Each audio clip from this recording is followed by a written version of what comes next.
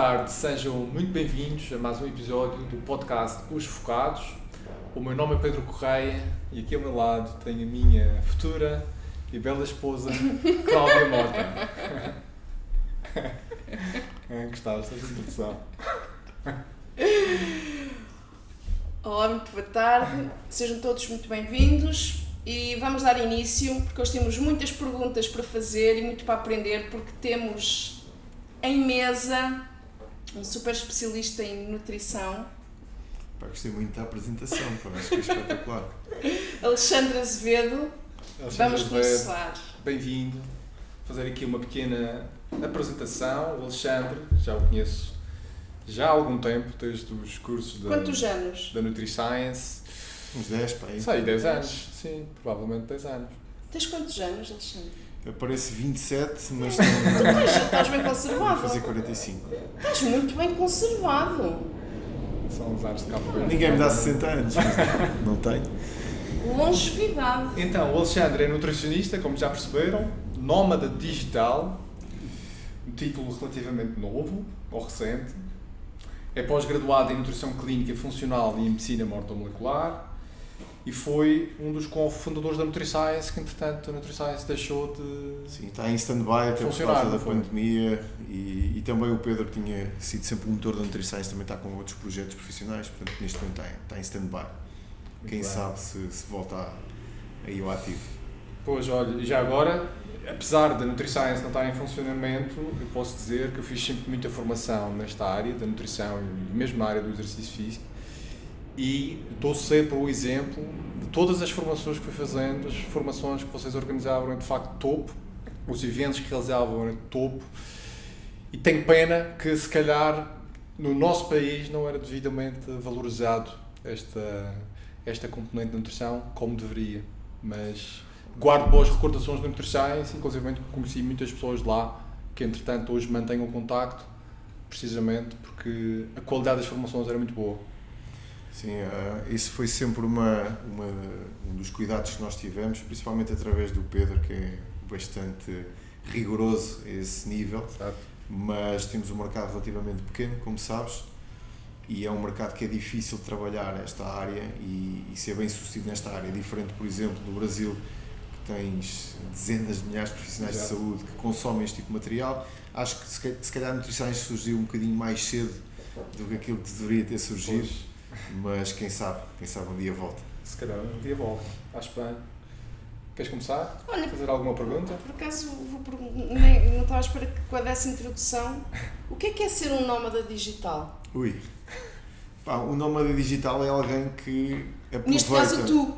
Sim. Como é que é seres nómada digital? Eu aqui há uns anos... E como é que aconteceu essa história toda? É fácil. Eu aqui há uns anos... É o primeiro nómada digital que eu conheço. Sério? Sim. Já conheço vários, por localização. É assim, eu aqui há uns anos fiz uma formação muito engraçada em programação neurolinguística. Fiz um Master Practitioner, na altura comecei pelo Practitioner e Master Practitioner. E durante a formação houve um exercício muito engraçado que nos dizia, tinha a ver com as nossas crenças e com aquilo que nós acreditávamos que era possível ou não era possível, e fizemos um exercício que era mais ou menos assim. Se não houvesse qualquer tipo de limitação, o que é que nós gostaríamos de fazer? Se não houvesse barreiras, o que é que nós gostaríamos de fazer? E na altura eu lembro-me de ter dado asas à minha imaginação infantil e tirar essas barreiras todas do que é possível, o que não é possível, como é que a vida funciona, e uma das coisas que eu escrevi na altura foi viver sempre no verão, porque eu não gosto do inverno. O problema é que quando nós não vemos uma solução imediatamente à nossa frente, nós temos uma tendência grande para ou pensar que é impossível e arrumar e esquecermos, pura e simplesmente, e às vezes há coisas que nós não conseguimos fazer na altura, mas nós conseguimos projetar a médio prazo ou a longo prazo. Eu vou dar um exemplo. Eu às vezes falo com pessoas que me dizem: eu adorava ter a tua vida, porquê que não tens? Eu não tenho porque tenho filhos, por exemplo, os meus filhos precisam de mim. Então os teus filhos vão precisar de ti para o resto da vida? Se calhar daqui a 10 anos estou mais livre. Então porquê que não projetas daqui a 10 anos teres condições para fazer isto? E nós às vezes temos aquela situação de ou consigo ou não consigo e as coisas não funcionam bem assim.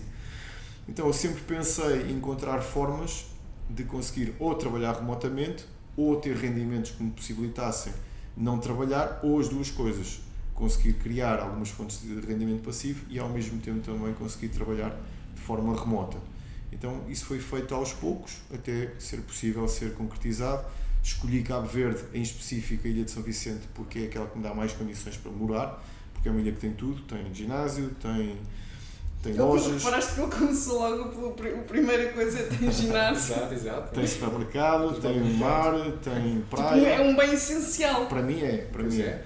E para além disso, é relativamente próximo de Portugal, não é muito caro de se viver.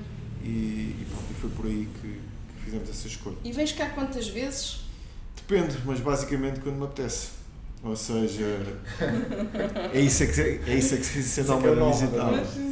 Então venho no início do verão, portanto cheguei dia 12 de junho, vou embora dia 27 de agosto, mas isso porque temos que ir buscar um novo membro da família, que adotámos lá um gato que encontramos na rua, bebê, um mingau, ficou lá na casa de uns amigos e depois podemos trazê-lo para Portugal, já estamos a tratar dos papéis e das vacinas e essas coisas todas, que ainda é uma chatice.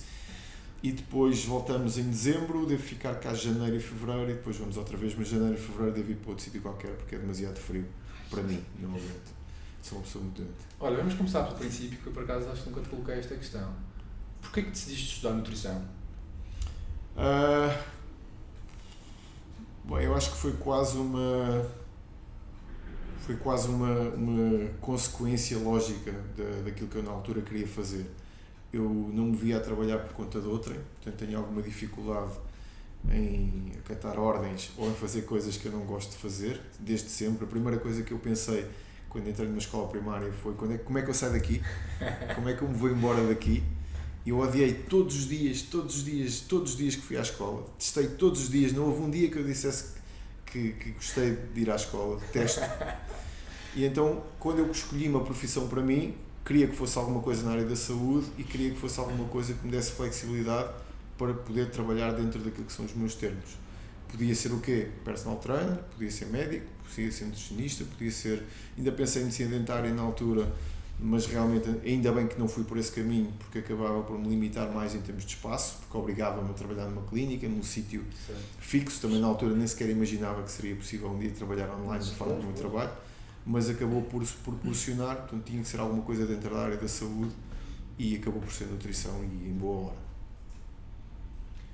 E, portanto, tu escolheste a nutrição e começaste depois a trabalhar como nutricionista, mas trabalhaste sempre com alguém, não é? Num consultório. Sim, mas sempre em regime de freelancer, ou seja, imagina, eu chegava aqui à tua clínica, conhecia-te, tu convidavas-me para dar consultas aqui e de acordo, ele é que geria o tempo e com a a disponibilidade agenda. que tinhas aqui da agenda, dizia, olha Pedro, eu só consigo na quarta-feira de manhã. E tu dizias, ok, pronto, quarta-feira de manhã. Ele é que se adaptava ao lugar e não o lugar... Não, ele é que se adaptava ao lugar. Sim. Eu dizia isto meio na brincadeira, meio a sério, mas eu dizia isto muitas vezes. Perguntavam, porque é que não dás consultas? Eu disse, eu não tenho tempo para trabalhar. Porque se eu estiver a trabalhar, depois não consigo ir ao ginásio, não consigo dormir, não consigo comer, então não tenho tempo para trabalhar. Há coisas que eu não consigo fazer porque não tenho tempo para trabalhar. E as pessoas achavam isso estranho, não é? Eu dizia, não vou ocupar a minha vida toda com trabalho até morrer para andar a trabalhar, para ganhar dinheiro, para depois andar-me a tratar quando eu for mais velho. Então tive sempre uma tentativa de manter a minha agenda o mais flexível possível e mantendo aquilo que eu gosto de fazer. Essa é uma das linhas que segue a minha vida, até porque nós vemos sempre muita gente à nossa volta a morrer ou a ter problemas de saúde. O Pedro infelizmente sabe disso, não é? E eu na altura pensei, nós nunca controlamos isso, não sabemos quando é que isto acaba, por isso deixa-me lá ter uma vidinha o melhor possível, o mais confortável possível, e as minhas escolhas foram sempre também um bocadinho nesse sentido. Como é que é um dia normal da tua vida?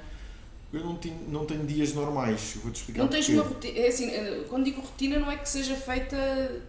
Depende onde é que eu estou. Tipo em Cabo Verde, na Ilha de São Vicente. Depende da época do mês, porque eu trabalho essencialmente, eu tenho um programa online, eu dou poucas consultas. Presenciais?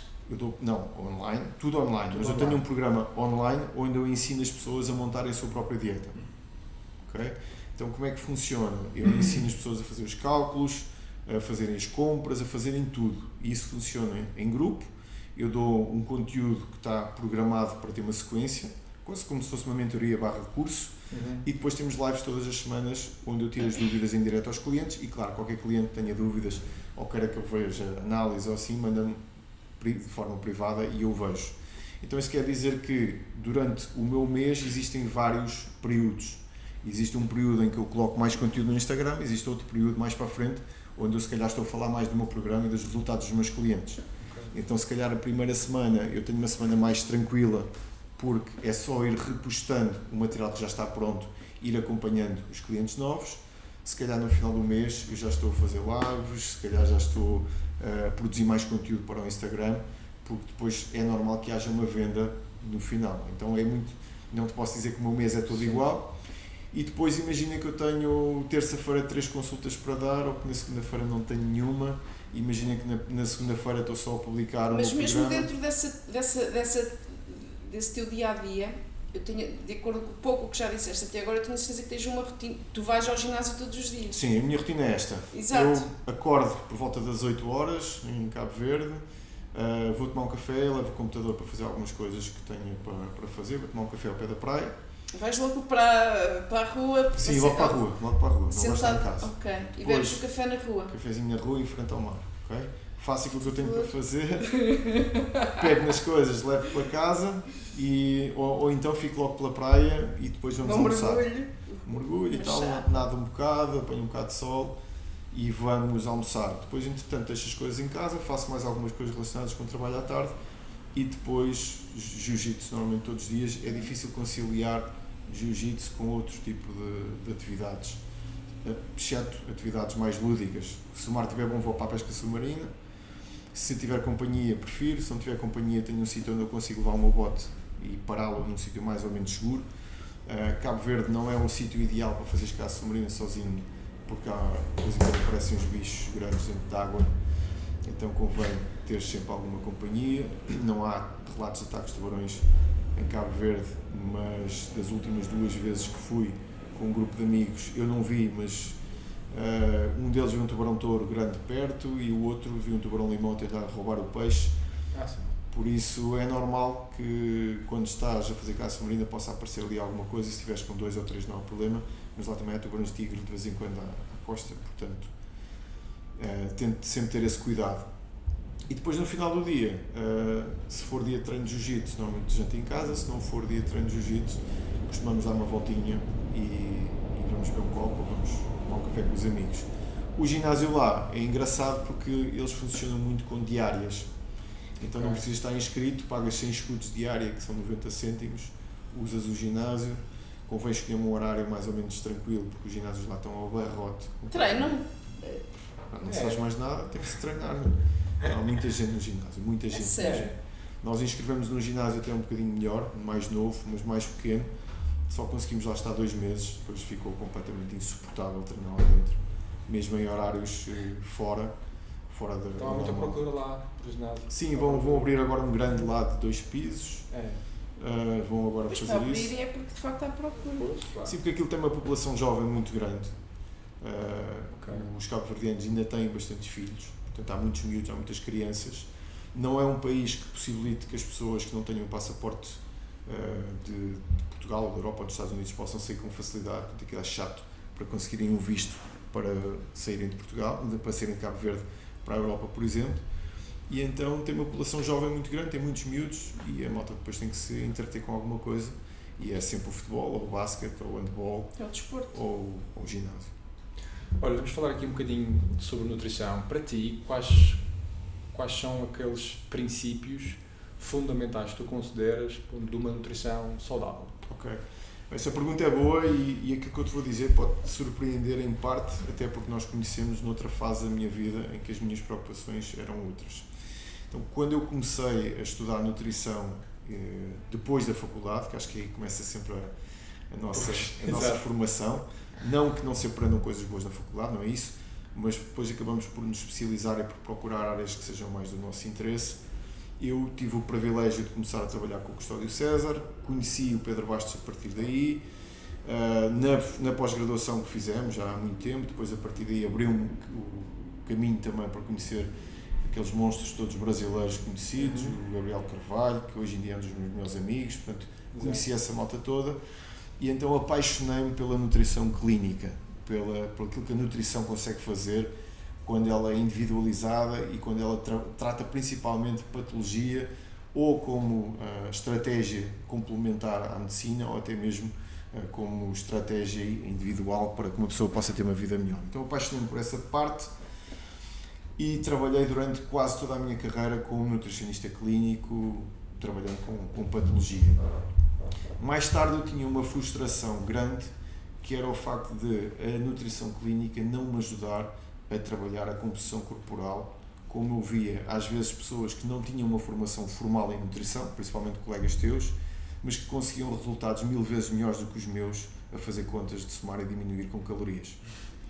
Então, na altura, eu não estava minimamente focado em balanços calóricos, em metabolismo, nada disso, estava focado em outras coisas, estava focado se calhar em dietas um pouco mais restritivas e mais ligadas à saúde, e tinha essa frustração, quer comigo, quer com os meus próprios clientes, porque se eu chegasse lá alguém que dissesse, olha, eu vou fazer um men's physique, ou vou fazer, sei lá, ou quero ficar com um corpo fabuloso para a praia, eu dizia, olha, cortas nos hidratos, vais comer mais batata doce, não sei o quê, não utilizava quantidades, não sabia fazer nada disso.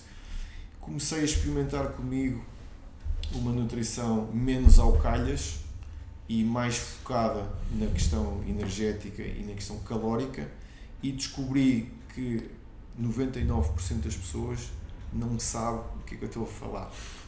Então eu descobri uma forma diferente de olhar para a nutrição e que se calhar seria a base para que uma pessoa entrasse nesse mundo e depois ganhasse ferramentas para explorar o resto. Vou dar um exemplo.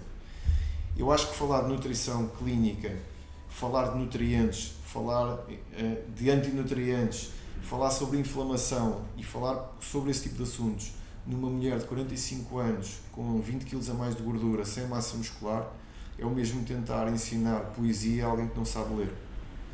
E o que acontece é que tu podes até fazer com que essa pessoa decore alguns versos, mas quando essa pessoa sair de perto de ti, ela não sabe fazer nada e volta exatamente aos padrões antigos. Então o que eu comecei a fazer foi uma coisa completamente diferente. Apesar de eu saber o resto, eu tornei o meu trabalho infinitamente mais básico, e aquilo que eu ensino aos meus clientes no dia-a-dia é calcularem dispêndio energético, calcularem neste caso a quantidade de calorias que necessitam para terem uma otimização da composição corporal, e quando consigo trazê-los para aí, vamos começar a falar do resto, vamos começar a falar sobre melhores escolhas alimentares, mas uma coisa que eu aprendi brutal é que se tu ensinares as pessoas só as calorias, por elas vão descobrir que não conseguem comer bolos e manter um déficit calórico, conseguem perceber que têm que incluir vegetais, têm que incluir fruta, têm que incluir fontes de proteína melhores, porque é impossível conseguires fazer uma dieta com déficit calórico se não fizeres isso. Então, para mim, e uma das coisas que mudou também radicalmente a minha forma de ver nutrição foi quando eu vi o trabalho do professor Mark Hogan, não sei se já ouviste falar, já deves ter ouvido falar de certeza, podes não saber o nome ou não ter decorado, foi aquele professor de nutrição da Universidade dos Estados Unidos que fez uma dieta, fez um protocolo para ele, que em cerca de 8 semanas perdeu 11 kg de gordura, reduziu os triglicéridos em 40%, melhorou o colesterol HDL, diminuiu o LDL, a comer Doritos e Twinkies durante esse período. Portanto, se ele fizesse umas análises de rotina no médico, daquelas que todos os médicos pedem, e o médico olhasse para as análises, olhava para ele e dizia, ok, você perdeu 11 kg, reduziu significativamente a gordura, conseguiu melhorar o colesterol, conseguiu reduzir os triglicéridos, você deve ter feito uma dieta fantástica, e o que ele comeu durante aquele período foram Twinkies, Doritos, uma lata de feijão verde para lhe dar alguma fibra, whey, para manter a quantidade de proteína adequada, dieta de 1800 calorias, com um dispêndio calórico calculado aproximado de 2500 por dia, e esses foram os resultados. Durante quanto tempo? 8 semanas. 8 semanas. 8 semanas. Quando eu vi isso pela primeira vez, fui tentar perceber o que tinha acontecido, porque isso era completamente contrário àquilo que eram as minhas crenças na altura, e fui tentar perceber também o que é que ele dizia. E a mensagem dele era bastante interessante. Ele dizia assim, eu não digo às pessoas que isto é saudável, não recomendo aquilo que eu fiz a ninguém, eu só gostava que as pessoas ganhassem alguma flexibilidade quando pensam em relação à nutrição, de forma a tornarem uma dieta de longo prazo mais sustentável.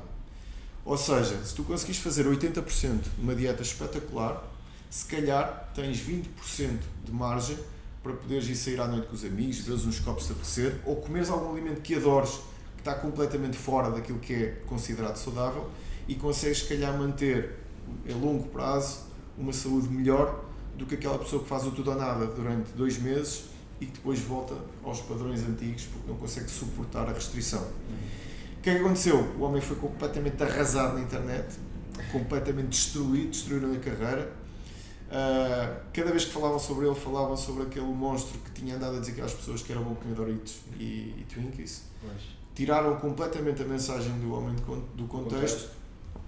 E eu comecei a pensar como é que seria se eu passasse isso para o meu dia-a-dia, não só para o meu dia-a-dia alimentar, que achava, que sempre achei que tinha problemas com o peso, e hoje em dia consigo ter sempre 14% e às vezes perto dos 10% de massa gorda, a comer o que eu quiser, obviamente fazendo as contas hoje em dia há 8, mas tendo noção das quantidades, sim. Porque depois é engraçado porque o pessoal fica muito estranho quando se fala de quantidades na nutrição, mas quando vai ao médico toma X miligramas de aspirina, não toma aspirinas até lhe apetecer. Exato. Quando toma um fármaco qualquer, toma uma dosagem 2 vezes por dia, não é, olha, vai tomando isso até te passar. E acho que a nutrição tem muito disso, existe um determinado tipo de dose que tem um determinado tipo de efeito, nós não conseguimos numa fase inicial saber, até porque nós não conhecemos a nossa genética, existem depois testes e exames que podemos fazer no futuro, mas a porta de entrada, acho eu, minha opinião pessoal, para qualquer pessoa melhorar a sua saúde é saber que precisa de atividade física e que precisa de ter uma ingestão energética aproximada àquilo que gasta e que uma dieta hipercalórica, mesmo que seja saudável, terá consequências pelo acumular de gordura e por outro tipo de questões.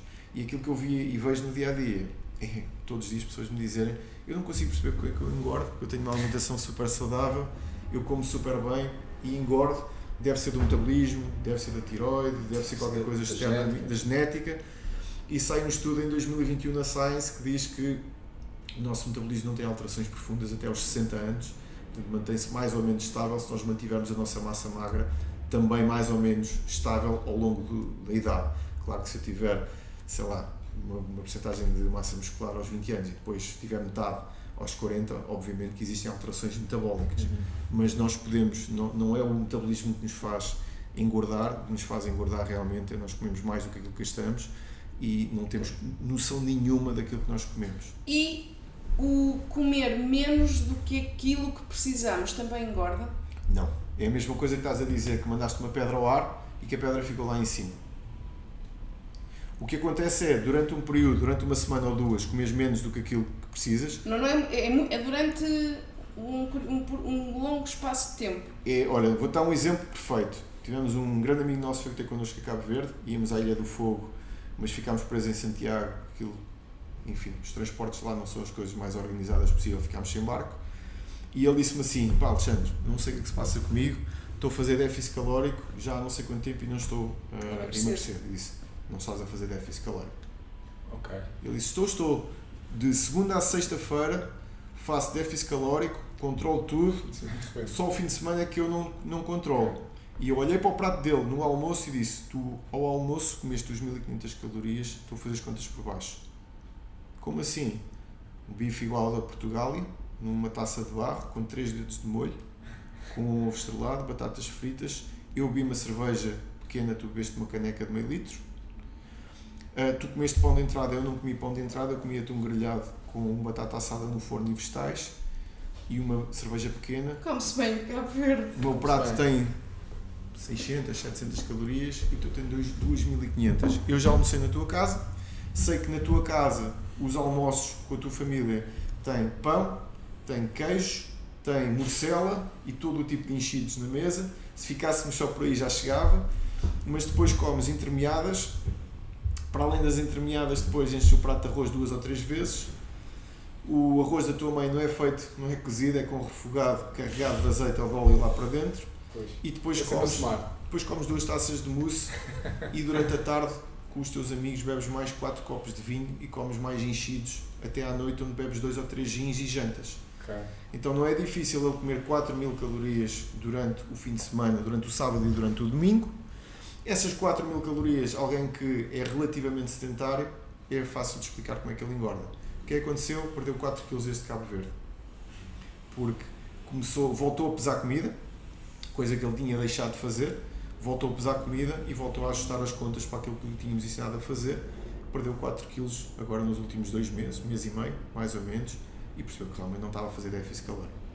Essa é uma das noções mais erradas que as pessoas têm. É que fazem déficit, mas não estão em déficit. Faz déficit até chegar. Em primeiro lugar, uma mulher sedentária com 40 anos não tem noção da quantidade calórica que gasta por dia. É baixíssimo. O metabolismo não é grande coisa, depois passam o dia todo sentados numa secretária com um computador. Vão ao ginásio às vezes fazer fisioterapia e acham que aquela meia hora de ginásio foi suficiente ou para subir o metabolismo ou para queimarem mais energia. E depois comem chocolates que não contabilizam, mas está lá uma tableta e comem, fazem uma sopinha ao almoço e comem 2 rissóis ou 2 croquetes, comem umas bolachas não sei do quê à meia da manhã e na melhor das hipóteses comem as mesmas calorias que gastam durante não sei quanto tempo a passar fome. Então há muito esse desconhecimento.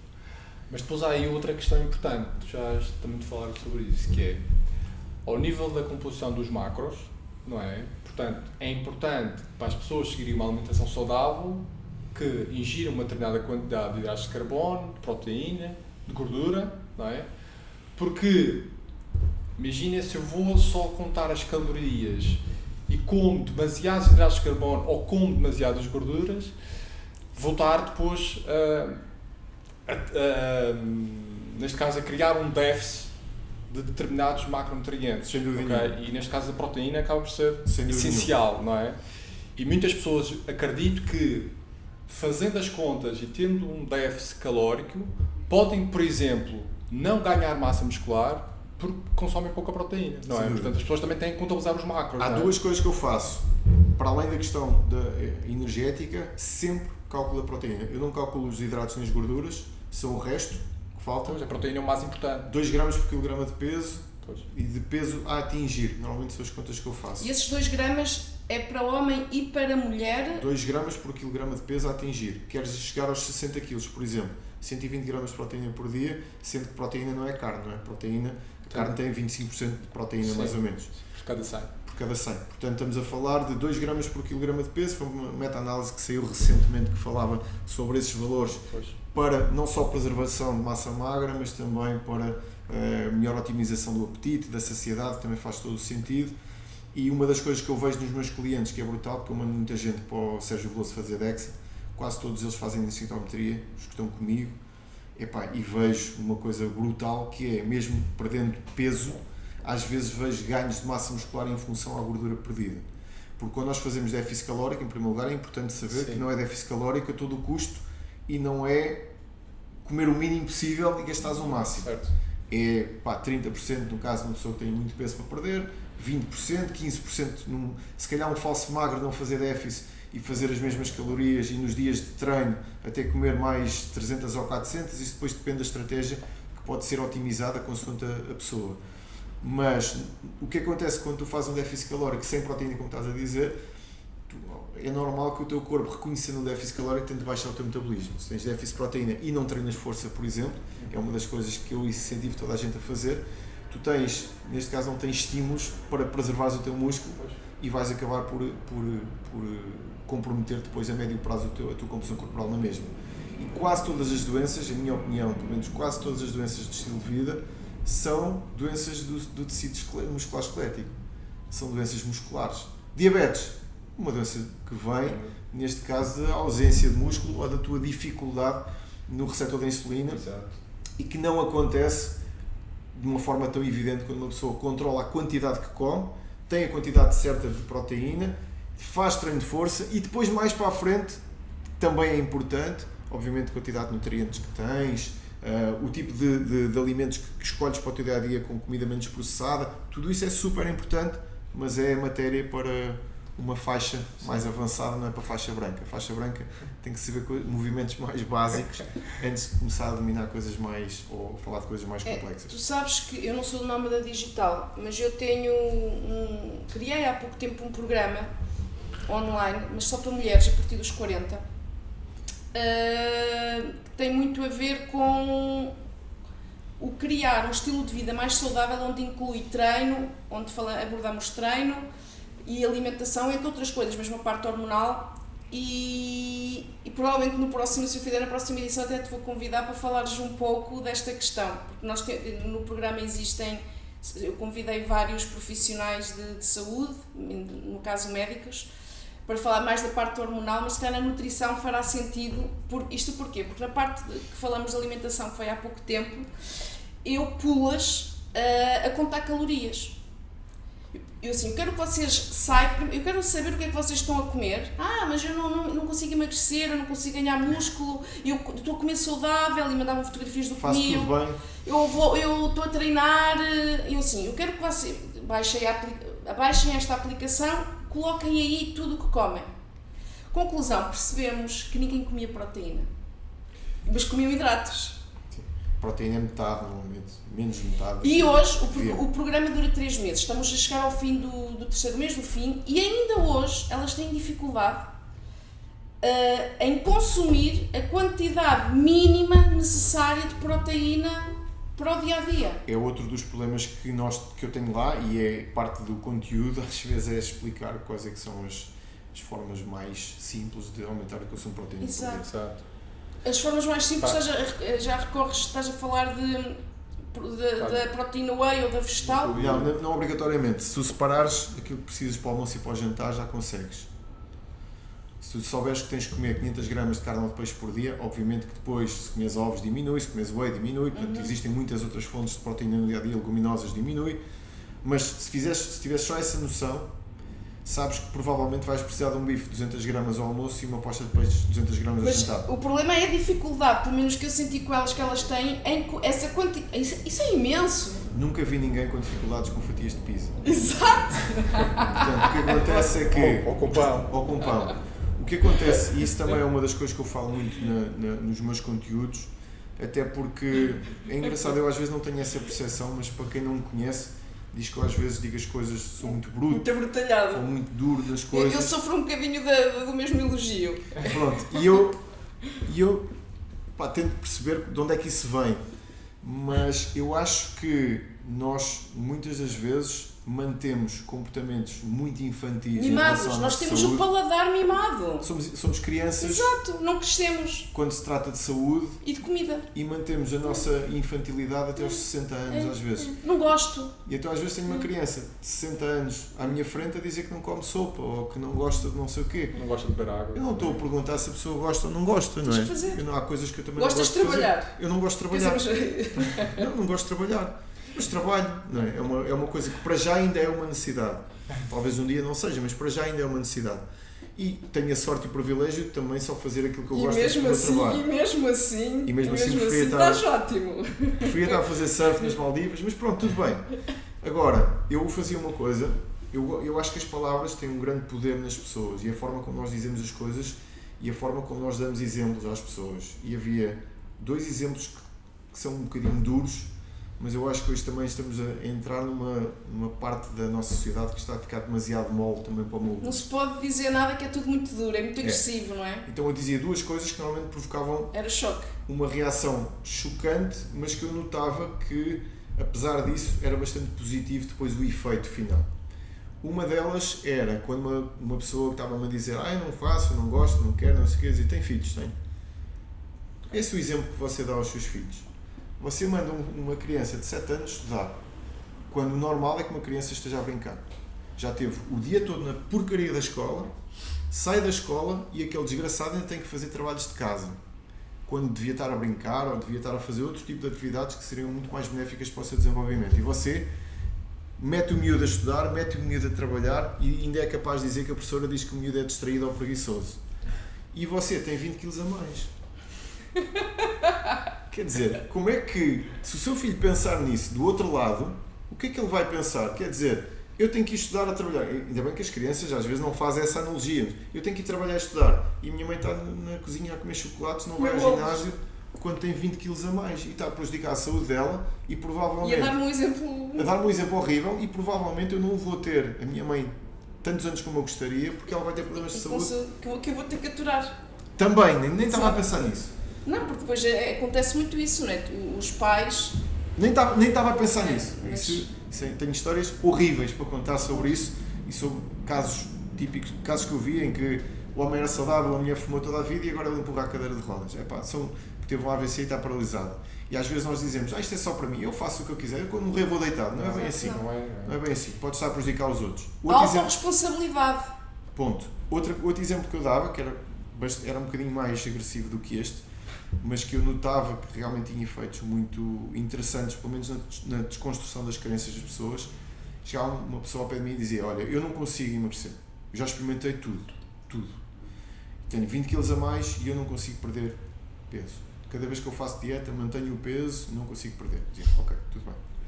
Então, isso é uma impossibilidade fisiológica tua. Sim, ok. Tens filhos? Tenho. Muito bem.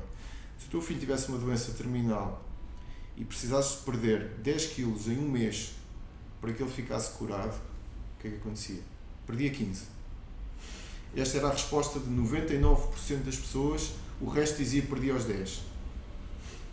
Então imaginem, e eu depois perguntava, como é que você me disse há 10 segundos que é impossível perder peso, quando, passados 10 segundos, com um cenário que lhe causou a dor no sítio certo da equação, você disse imediatamente que conseguia perder 10 no mês.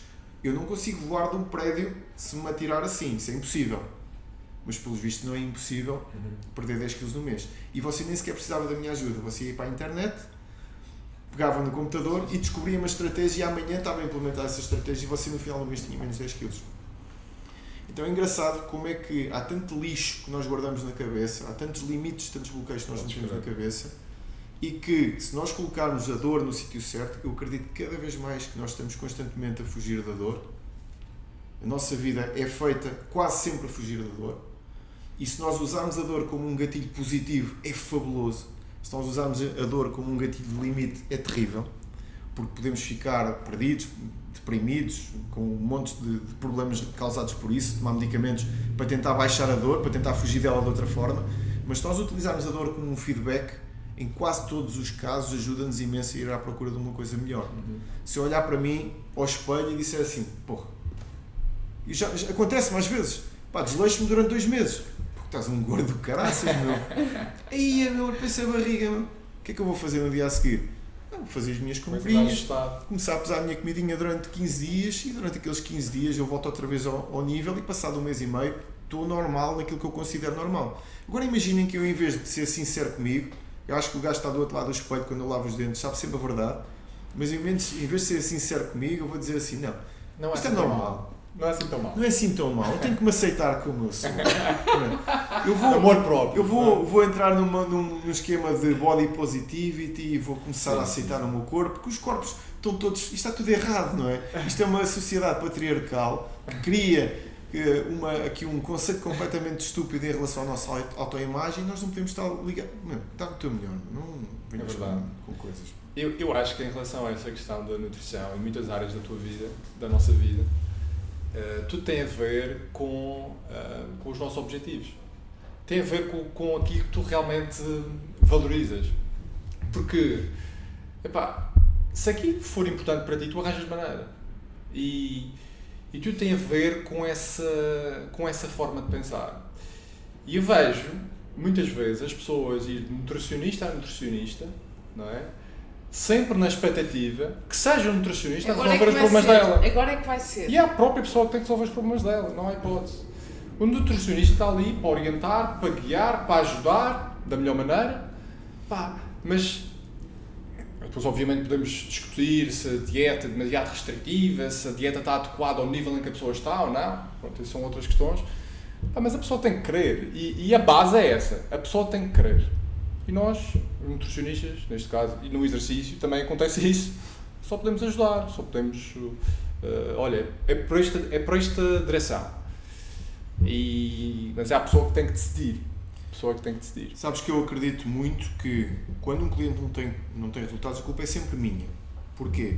Em primeiro lugar, porque isso dá muito mais poder de fazer o meu trabalho. Porque se meter a responsabilidade sempre do meu lado, permite-me melhorar. Quero mesmo que não seja. Mas é uma crença que me ajuda.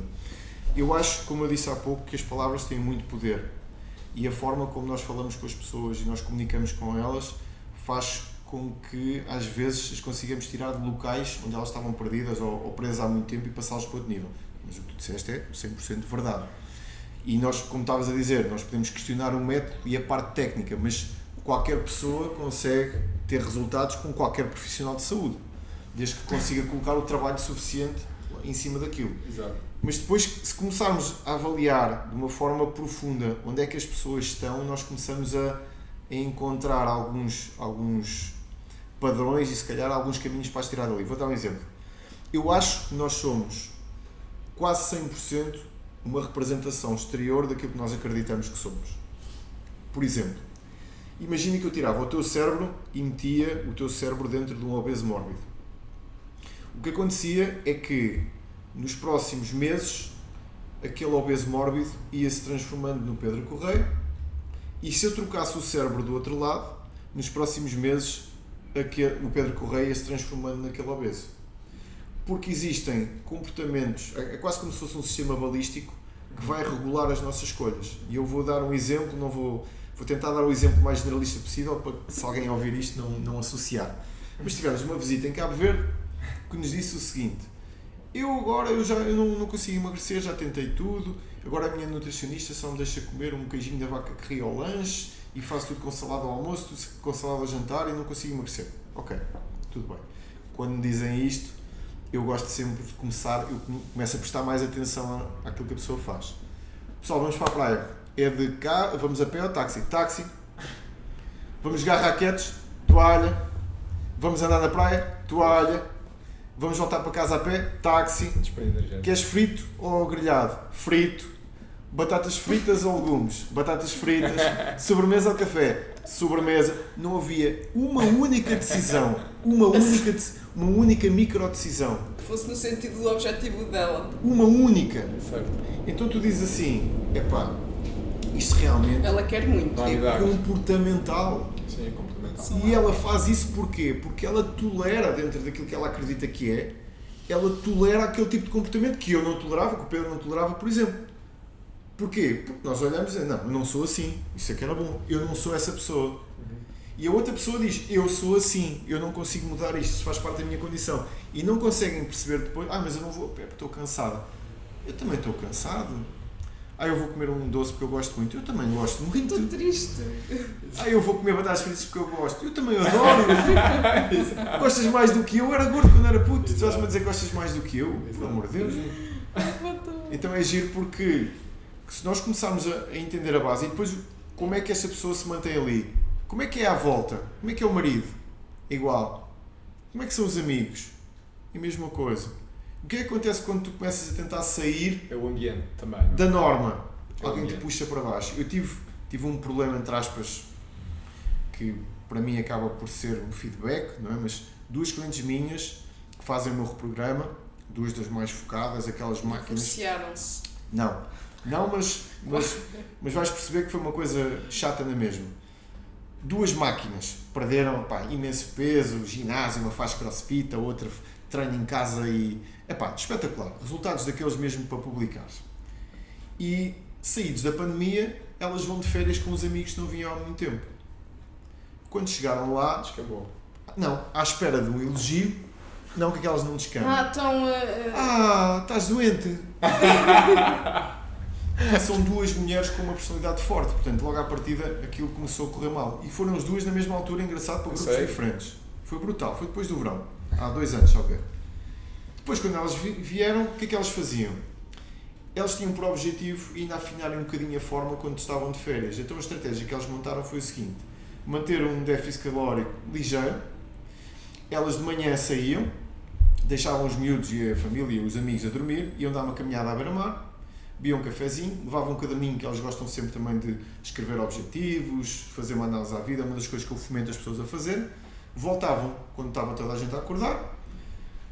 Eles tomavam o pequeno almoço, elas optavam por não tomar porque era mais confortável para elas guardarem as calorias mais para o final do dia, e então faziam as marmitas onde levavam o quê? Leguminosas, frango, uma frutinha, umas águas aromatizadas para a tarde, pesavam a marmita e depois à noite comiam de forma muito mais descontraída, pesavam o olho e iam comer um gelado à marina e bebiam uma cerveja ao jantar.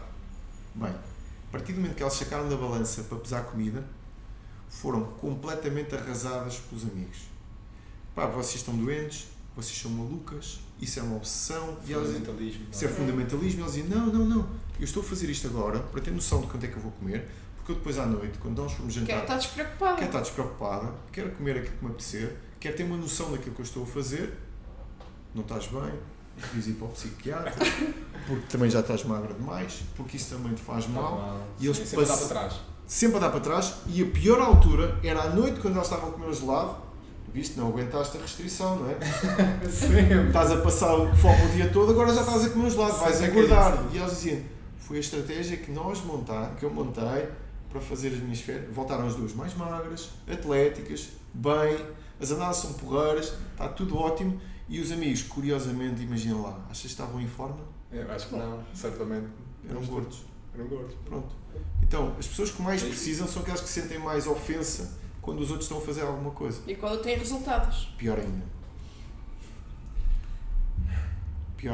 Epá, e eu acho que faz parte da natureza humana. Quanto tempo é que tu achas que é necessário o facto de andar com a balança e... Porque nós não vamos andar e fazer o exercício para que depois de forma... Para ganhar consciência. Eu calculo que tu não uses balança, já não uses balança. Olha, depende. Só se tiveres objetivos muito específicos é que voltas outra vez a fazer macros e a... Sim, eu vou dizer como é que eu faço a gestão da minha vida e a experiência que eu vejo nos meus clientes. A gestão da minha vida é assim, sempre que faço anos, dia 21 de agosto, estou na minha melhor forma de sempre. É uma das prendas que eu dou a mim próprio. Portanto, neste momento estou a pesar comida e vou chegar a agosto com 12%, 11%, 10% de massa gorda visto no DEXA. Okay? Como é que é a minha dieta? É o que eu quiser. Pá, inclusive tive montes de viagens, comi bolos e pudins e doces e não sei o quê, mas controlo as quantidades. Okay? Quando eu chegar a 21 de agosto... Quantas calorias é que comes até por dia? Quanto é que estás a... Quem manda na minha dieta não sou eu, é o meu smartwatch.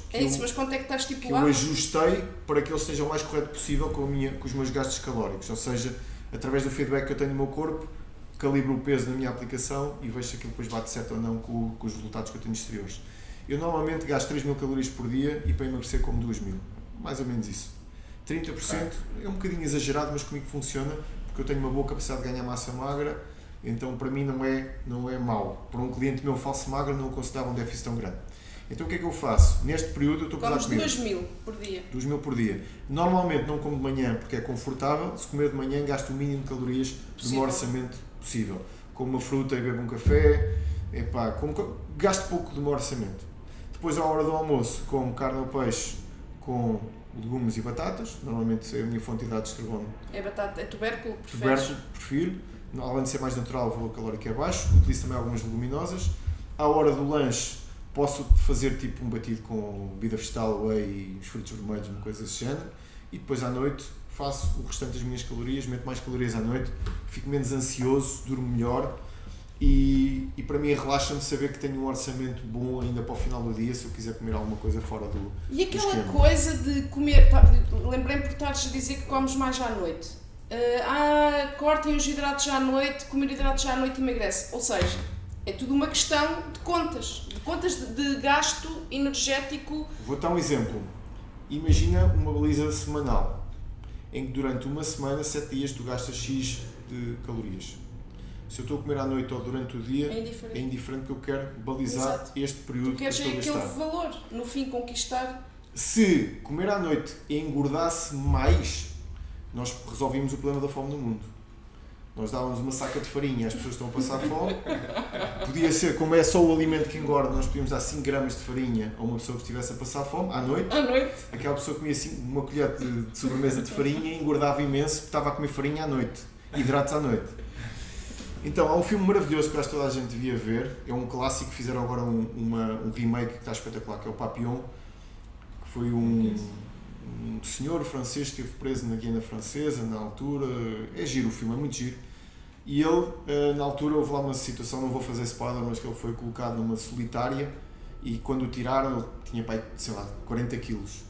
Eles não lhe davam proteína e também não lhe davam propriamente, se calhar não lhe davam grande gordura, deviam lhe dar um bocado de pão seco e água, e ele também não tinha atividade física, estava fechado numa cela com 3 metros quadrados. E quando o foram lá buscar, ele estava pele e osso. Porquê? Porque comeu hidratos à noite, porque não treinou, porque se calhar o metabolismo de um homem normal ronda as 1600, 1700 calorias, se calhar o facto de ele estar acordado numa cela, estressar, se calhar gastava mais 400 e 500 e se calhar davam 500 por ele comer, independentemente da fonte.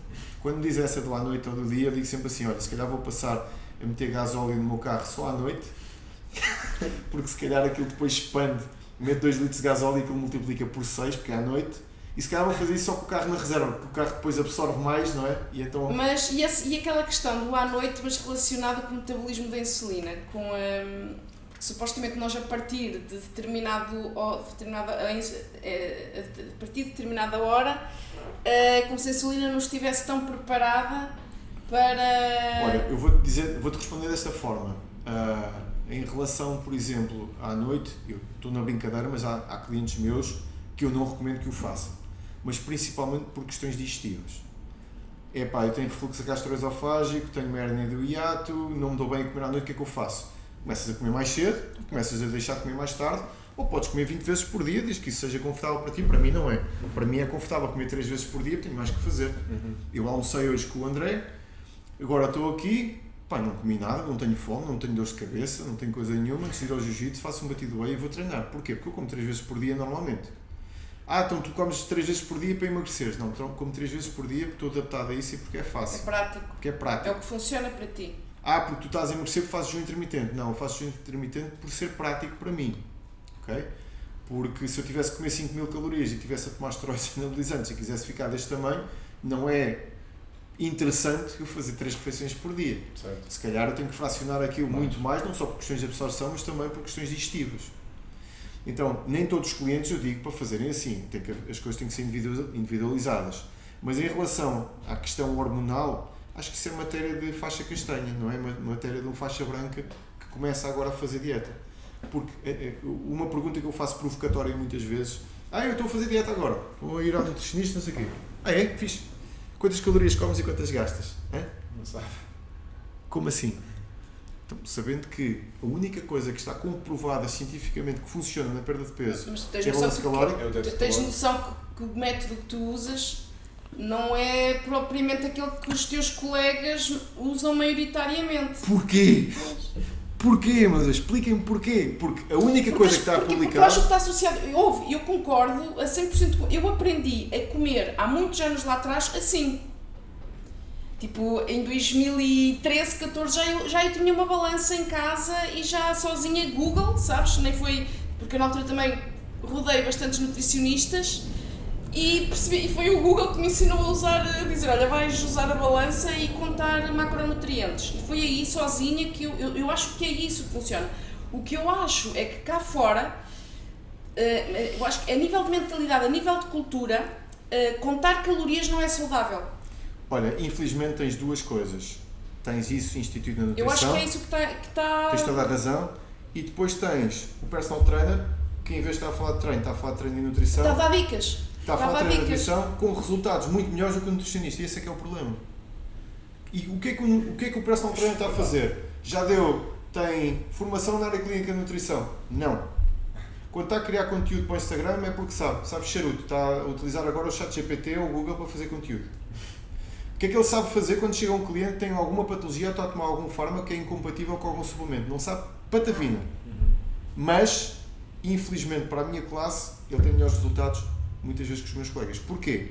Porque ele não faz as coisas ao calhas e os outros fazem as coisas ao calhas. Então, eu não questiono método ninguém. Acho que qualquer pessoa deve fazer sempre melhor e eu, infelizmente, durante muito tempo da minha vida, não fiz o que estou a fazer agora. Sim. Fiz como toda a gente, como toda a minha classe faz. E não está certo nem errado. Tinha clientes com resultados, tinha clientes sem resultados. Eu faço isto neste momento porque é aquela estratégia que eu acho que me serve melhor a mim e que também acho que serve melhor. É o que foi o que funcionou para ele, foi aquilo com o qual ele teve resultados, é aquilo que ele acredita e é aquilo que ele vai ensinar e partilhar com os outros. É aquilo que me faz aos 45 anos ter abdominais quando eu não os tinha aos 20. Six-pack. Percebes? Quando eu não os conseguia ter aos 20, nem sabia sequer como é que se fazia e fazia desporto. E que eu não conseguia ter aos 26 já sendo nutricionista. Percebes? E agora, descontextualizando, pois, então o Alexandre só diz que as calorias. Eu não disse isso. Eu disse que para aprender poesia é preciso aprender primeiro a saber ler. E se a mensagem Conhecimento. Se a mensagem calórica fosse passada de forma massiva para as pessoas começavam a pensar, se calhar não estou estragada. Porque eu acho que isso é conhecimento, essa mensagem calórica que estás a falar é conhecimento que as pessoas têm que saber, não têm que ficar paranoicas a andar a contar calorias, é só uma questão de saber para poder processar e fazer, replicar. Não vamos andar com a balança num jantar, andar com ela atrás de nós, é aprender a comer. Eu acho que aprender a comer passa por isso que tu estás, essa mensagem calórica, passa muito por aí. Por mais que se diga que como saudável ponho a saladinha ou a arrozinho, Isto é muito simples. Todas as pessoas sabem como comer saudável. Todas as pessoas sabem como comer saudável. Claro. Não é? Todas as pessoas sabem que é importante comer verduras, que é importante comer fruta, que é importante comer, se calhar aqui, mais proteína, se calhar esta parte até não sabem. não sabem, essa parte não sabem. Mas que é importante comer alimentos de boa qualidade e conseguem reconhecer na maior parte dos casos. Que batatas fritas se calhar não é muito bom, bolachas se calhar não é muito bom, refrigerantes se calhar não é muito bom. Só que qual é o problema? O problema é a execução, é a ação. Eu acho que é a criação da rotina, do sistema, que permita que a pessoa faça aquilo de uma forma sustentada e sem restrição, sem privação. Porque eu acho que isso é muito importante, de facto, aquilo que tu já referiste várias vezes. Porque eu acho que muitas pessoas acabam por engordar ou acabam por não conseguir alcançar resultados por questões meramente emocionais. Okay? Qual é a primeira coisa que a gente faz quando se sente mal emocionalmente? Se me sentir mal, vou ali abrir a porta do frigorífico e vou comer o que der ali. Não é? Depois há vários estágios, não é? Há pessoas que comem tudo o que houver, não é? Por questões emocionais. E questões emocionais pode ser stress, que brigou com alguém no trabalho, que brigou com a namorada, com a mãe, com o pai. Há vários motivos para isso. E o problema está aí, é o comportamento. E o comportamento requer com que a pessoa execute. Portanto, e por isso é que eu digo muitas vezes, o conhecimento só vale de alguma coisa quando é posto em prática. E pôr em prática é a parte difícil da equação, no dia-a-dia.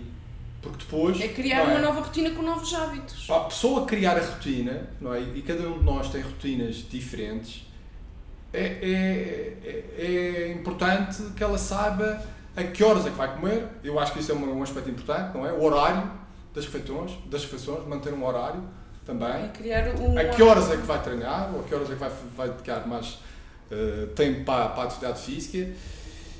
E eu acho que enquanto nutricionista ou enquanto profissional de saúde quer realmente que aquela pessoa alcance determinados resultados, tem que começar pela rotina, tem que começar por uma avaliação. Ajustar a rotina com o paciente. É ajustar a rotina. E ao ajustar a rotina encaixa as refeições. É ajustar a rotina, porque é o que ele estava a dizer há pouco. Qualquer dieta funciona durante algum tempo. Vai funcionar durante 1 mês, 2 meses, mas se a gente quer construir algo para a vida, a coisa tem que começar pela rotina. Tu utilizaste uma palavra que eu utilizo todos os dias quando trabalho, que é sistema. O que eu ensino os meus clientes é montarem um sistema. Okay? Ninguém faz dieta comigo, toda a gente monta um sistema. É isso. E o sistema é montado em função da vida deles, não em função da minha, ou daquilo que eu acho que é a vida deles. É aquilo que é a vida deles, é diferente. Tu falaste 2 coisas muito giras. Em primeiro lugar, eu estou a construir um projeto pioneiro, entre aspas, em que eu estou a construir de raiz o meu reprograma para um ginásio de um amigo meu. Então, eu estou a construir um sistema online para os clientes dele, que vão fazer a minha mentoria gravada no ginásio dele, com os conteúdos que ele quer em relação à nutrição, em que depois o bar também esteja ligado no mesmo conceito, em que os clientes pagam uma mensalidade para terem acesso àquela plataforma e têm depois lives também comigo para tirarmos dúvidas. É um projeto piloto que pode ser interessante depois expandir, porque aí tiramos a equação a consulta da nutrição uma vez por mês e depois vou para a minha casa fazer qualquer coisa. Ou seja, é tentar meter as pessoas todas a falar a mesma linguagem, de maneira que depois consigam construir o tal sistema e que quando entram no ginásio tenham uma tribo toda que os apoie, que isso é muito importante, e que toda a gente fala a mesma linguagem, quer em alimentação, quer em objetivos, quer em estilo de vida. Porque aí tu já consegues desligar a questão de casa, que é um ambiente às vezes hostil, entre aspas, nesse aspecto, e passas a, olha, vou para o ginásio e está lá a minha malta toda. Como é que foi? Ih, olha aqui, olha os resultados, olha, fiquei fixe, eu estou a fazer isto, olha, utiliza esta receita. Isso é super importante, porque ele na altura disse-me assim, quero ter um ginásio que tenha resultados top na composição corporal. Porque estou farto que as pessoas cheguem ao ginásio, tenham melhorias na parte cardiovascular, mas depois o corpo está sempre igual e eu não consigo vender transformação corporal porque as pessoas estão sempre iguais. Porque depois, quando começa a aumentar a atividade física, começam a comer pior e aquilo descamba. Outra coisa que tu falaste que é brutal e que eu vou dizer é extremamente polémico, portanto eu vou fazer um disclaimer. Se te ofendes... fome emocional. Fazem-se teses, doutoramentos sobre a fome emocional. E eu vou-te contar aquilo que eu acho e aquilo que é a minha experiência pessoal sobre fome emocional. Quando chegámos ao aeroporto de Lisboa, para ir para São Vicente, eu e Margarida passámos no free shop, agora és obrigado a passar lá por dentro, e passámos pela Milka. E nós vimos que eles estavam com uma promoção. 2 Milkas davam-te um terceiro, de 200 gramas. E nós dissemos, olha que fixe, temos tantos amigos lá em São Vicente, vamos levar um chocolate para cada um, porque o Tiago agora teve uma filha, o Nuno também teve uma filha, pá, e vamos levar um chocolate lá também há pouco, são muito mais caros, vamos levar. Em 12 dias, eu e a Margarida comemos 1,2 kg de chocolate, ninguém recebeu a porcaria do Milka, nós comemos todos. Todos os dias eu ficava ansioso quando chegava a casa para comer uma tira de Milka, porque apetecia-me beber um café e comer uma tira de Milka. 6.000 calorias mais ou menos extra. 6.000 calorias? 6.000 calorias de Milka extra dividido por 2 em 12 dias. Ok? Fome emocional ou presença do alimento na tua carne? Presença do alimento. Exatamente. Se É que tu podes ter. casa, não há hipótese. Tu podes, obviamente, e volto a dizer. Tu lembras-te, eu tinha quilos de chocolate, eu tinha a presença do alimento e eu era altamente controlada, tu lembras-te? Eu cheguei à vida dela, ela começou a comer chocolate. Exato, eu tinha um baú de chocolates em casa. Mas eram chocolates pretos, era chocolate Não, mas preto. eu não consigo comer esses Milkas, para mim tem que ser de 80 para cima. Mas olha que giro, claro que há pessoas, obviamente, que têm acompanhamento psiquiátrico e que têm psicológico e têm compulsão e têm problemas com outro tipo de coisa. Calma, não estou a dizer que é só isso, tá? Os psicólogos não me venham fazer queixas, mas eu vou-vos dizer uma coisa, 90% das pessoas que eu vi com compulsão alimentar desaparecia assim quando aprendiam a fazer compras. Eu adoro Milka, eu também, sabes o que eu faço? Quando estou na caixa do supermercado... Nem olho. Não, quando estou na caixa do supermercado, tem chocolates de leite 30 gramas, se encaixar nos meus macros de vez em quando, pego no MyFitnessPal, tiro o código de barras, são 200 e qualquer coisa calorias, saio dali, como um chocolate de leite e bebo um café, vou para casa, vou para o treino e aquilo na minha composição corporal vale 0. Se eu levar um Milka 200 gramas para casa, eu vou despachá-lo todo por questões emocionais ou se calhar por aquilo estar em casa e eu não me conseguir desligar do facto de ter um chocolate delicioso perto de mim. Isso acontece-me com a Häagen-Dazs, acontece-me com o chocolate de leite, acontece-me com bolachas de chocolate. Olha, eu não tenho nada disso. Aliás, eu tenho isso, mas é com chocolate de 90%. Eu consigo comer uma tableta, eu não tenho muito controle. Será que é emocional que se diz? Deve ser. Olha, posso dar um feedback? Sim. À partida acontece 2 coisas. Uma delas, tens uma vida muito boa, porque eu li um livro uma vez que eu achei fabuloso, explicou muitas coisas que eu via, mas não conseguia perceber. Chama-se Força de Vontade. É de um investigador e de um jornalista científico. Está a vender em todo lado. E o que é que eles descobriram? Eles descobriram que a tua força de vontade é como um músculo, é uma coisa que tem um tamanho standard. Consegues fazer crescer, tal como um músculo, ao longo do tempo. Não consegues variar muito o tamanho da tua força de vontade ao longo do dia.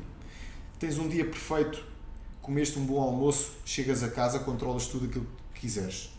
Tens um dia horrível, cheio de problemas, saltaste uma refeição, quando chegares a casa, a tua força de vontade, que era assim de manhã, está deste tamanho. Certo. O que vai acontecer é a proximidade do alimento vai fazer com que tu comas este num dia ou outro. Então isso varia ao longo do teu dia, varia de acordo com as questões ligadas também à tua parte, à forma como tu geriste o teu stress. O problema. E se o teu stress for muito grande naquele dia e se não comeste durante uma refeição, esquece. Acabou. Então provavelmente tens uma vida boa, descansada e equilibrada. Isso pode-se alterar se não o tiveres.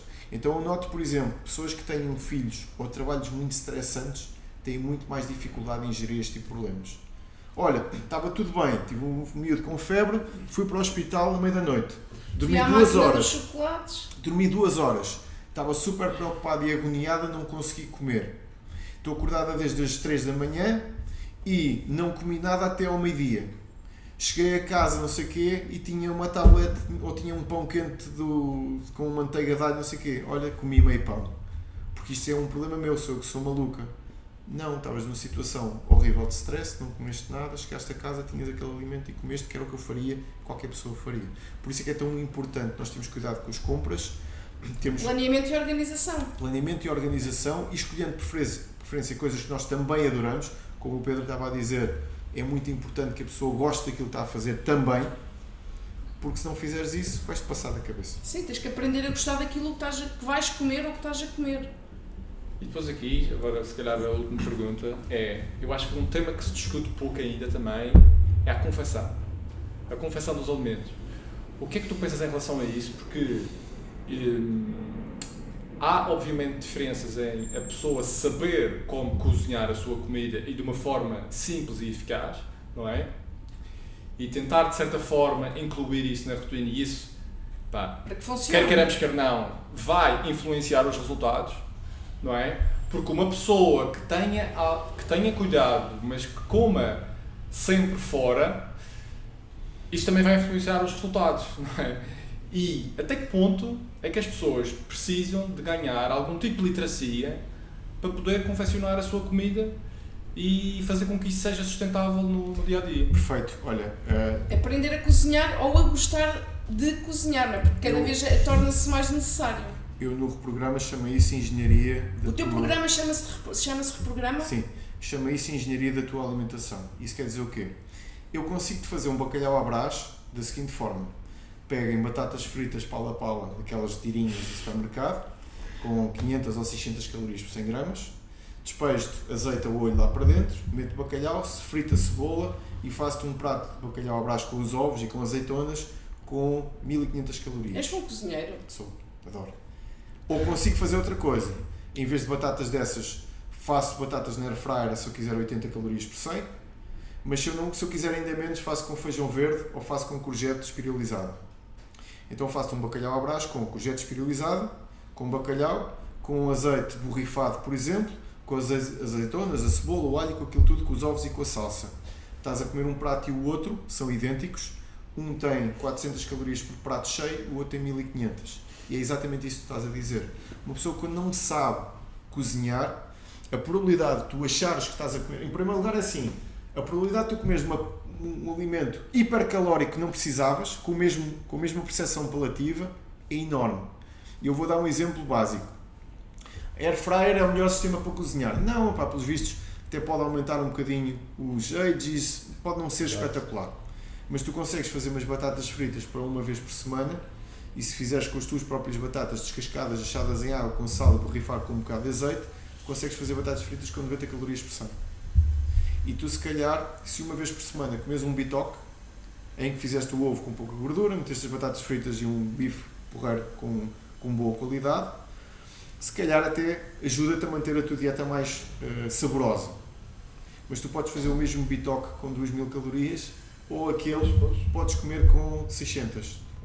E essa noção das coisas faz com que a pessoa tenha cada vez menos restrição e mais noção que podes comer de uma forma espetacular se souberes o que é que estás a fazer, que é aquilo que o Pedro está a dizer. Se não souberes o que é que estás a fazer, é aquilo que puserem à frente, estás sempre em efeito, não é? Nunca estás no controle da situação e isso depois paga. Essencial. Eu acho que cozinhar a comida é essencial.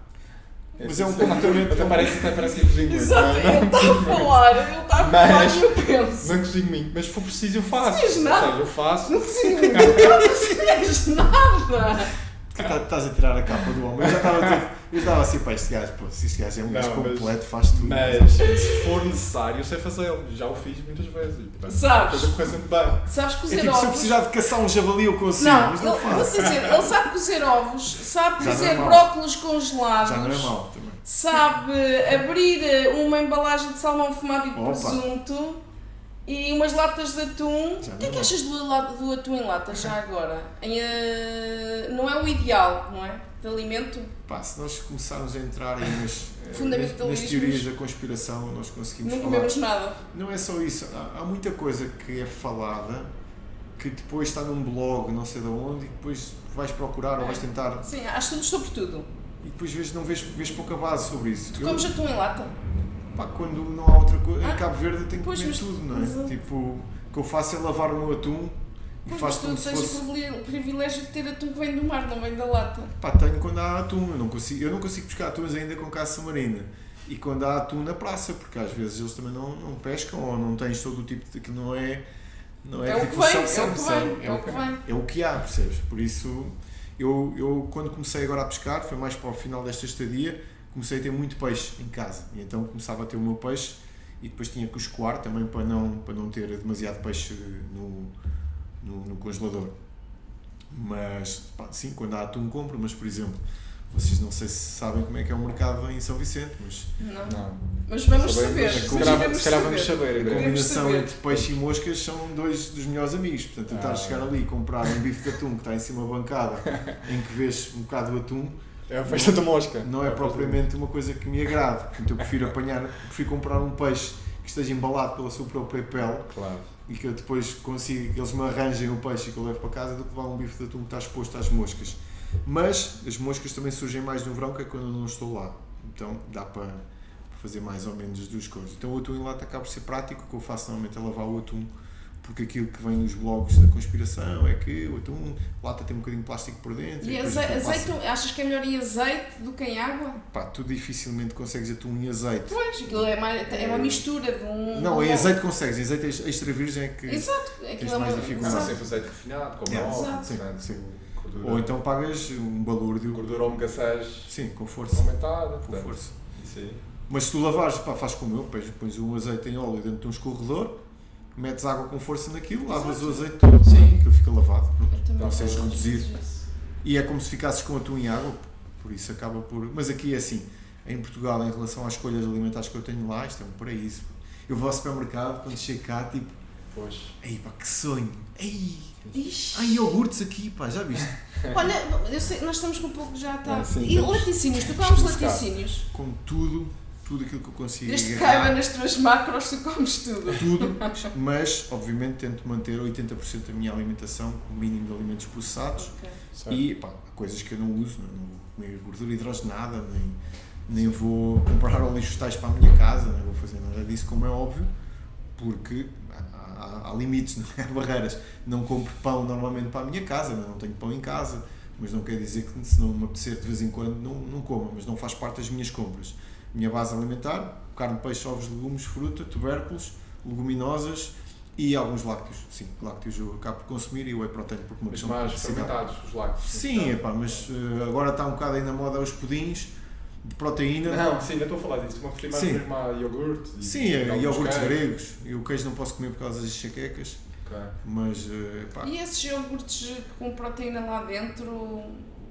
Pá, olha, tens o pessoal a falar da carregenina, mas depois tens o Sérgio Veloso a desmontar isso tudo num post espetacular, a explicar realmente aquilo que às vezes aparece aí nos blogs não é assim tão fidedigno, por isso, enfim, acho que há malta que fuma um maço de tabaco por dia, é capaz de ser um bocadinho pior do que aquilo que eu faço.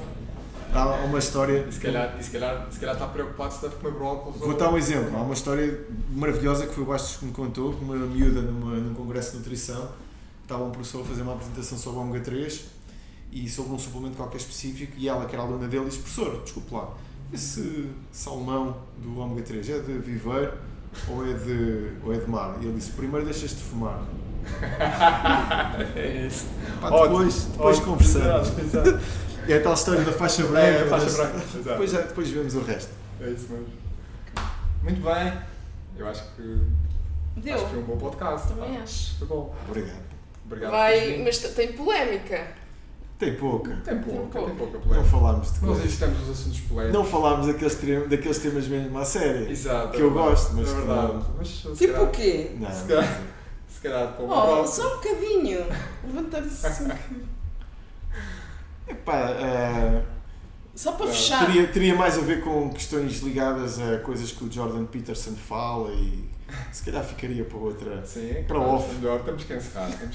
É outro episódio. Olha, mas onde é que as pessoas então podem te seguir? Encontrar. Okay. E caso estejam até interessados em conhecer mais do teu... É um reprograma? Sim, mas Instagram é onde eu tenho a minha base, o meu trabalho. Dr. Alexandre Azevedo, não é porque eu ligo ao título de doutor, é porque eu assim consigo ter lá o meu nome, tá? Portanto, DR de doutor, não é porque eu ligo a isso, não tenho doutoramento, antes de me virem lá a ofender, não é por causa disso, é porque era a única coisa que eu conseguia pôr Alexandre Azevedo, nem dava nutricionista Alexandre Azevedo, já estava ocupado, portanto, Dr. Alexandre Azevedo. Eu por acaso penso nisso, nem mesmo. Não é por aí, não é por aí. Mas podes, se calhar, ver só um ponto a meio ou pôr a letra do Mas ele tem Diz ponto. assim, Ele tem Pedro ponto. Ponto F. Correia. Também já não vou alterar, já sou Sim, velhote. está ótimo, está ótimo. Como dizem, eu já sou velhote, isso já não é para mim, isso é para os novos. Ok, muito bem. Queres dizer mais alguma coisa? Encerramos. Muito Então. obrigado. Sigam o nosso canal. Os Focados E- Podcast. Até breve. Obrigado pela vossa atenção e até à próxima.